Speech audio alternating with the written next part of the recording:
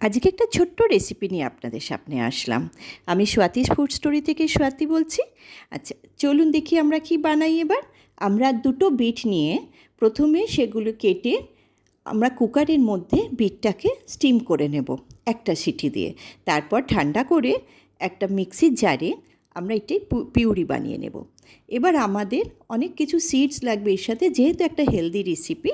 আর beetroot তো কেউ চট করে খেতে চায় না, এরমভাবে বানিয়ে দেখুন, বাচ্চারা বড়রা সবাই ভালোবাসবে খেতে। এর জন্য আমার যা যা লাগছে এখানে দেওয়া আছে। সমস্ত জিনিস একসাথে করে আমরা মিক্স করব। প্রথমে আমরা একটা বাটির মধ্যে নিয়ে নেব হচ্ছে রাগি আটা 1 কাপ। তারপর আমরা সাধারণ যে রুটি খাই সেই আটা 1/3 কাপ। তারপরে আমরা এর মধ্যে ঘরে যে জিরে আর শুকনো লঙ্কা ভেজে গুঁড়িয়ে রাখি সেই নেব 1/4 চামচ। আর একটু দালচিনি, মাপগুলো এখানে দেওয়া আছে। এবং নুন, চিনি, garlic powder, chaat masala, chia seeds, mix seeds সমস্ত কিছু দিয়ে একসাথে মিক্স করে নেব। এটা আমরা বানাবো ঘি দিয়ে। তো সব কিছু একসাথে ভালো করে মিক্স করে নেব। আচ্ছা, এখানে আপনারা গার্লিক পাউডারের বদলে এখানে কিন্তু আপনারা হিং দিতে পারেন একটু, এবং গোটা জিরেও, সাদা জিরে যেটা আমরা রান্নায় দিই সেটাও দিতে পারেন। এটা সবার নিজের নিজের একটু ফ্লেভারের ওপর ডিপেন্ড করে, তবে গার্লিক পাউডার দিয়েও বেশ টেস্টি খেতে হয়। এবার এটা দিয়ে একটা মিডিয়াম ডো বানিয়ে রাখবো, বেশি শক্ত নয় বেশি নরমও নয়।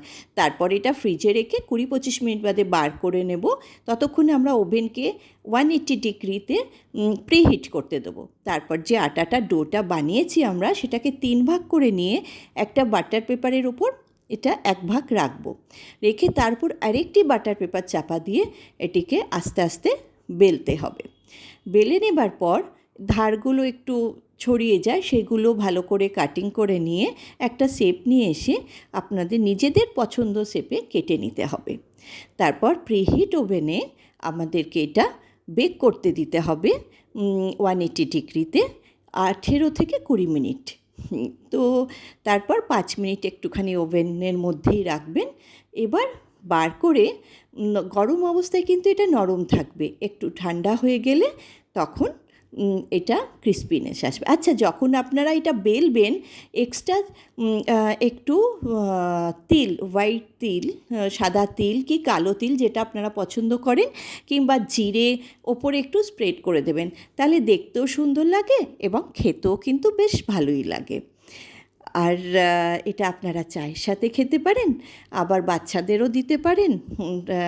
এটার জন্য অনেক কিছু ডিপও, হেলদি ডিপও পাওয়া যায়।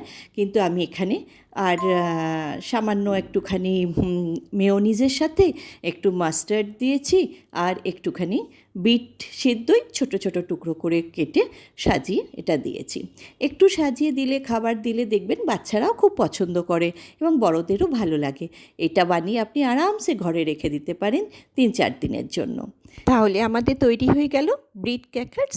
খেয়ে বলবেন কেমন লাগছে। আজকে তাহলে আসি, আবার একটা ছোট রেসিপি নিয়ে আপনাদের সামনে আসবো।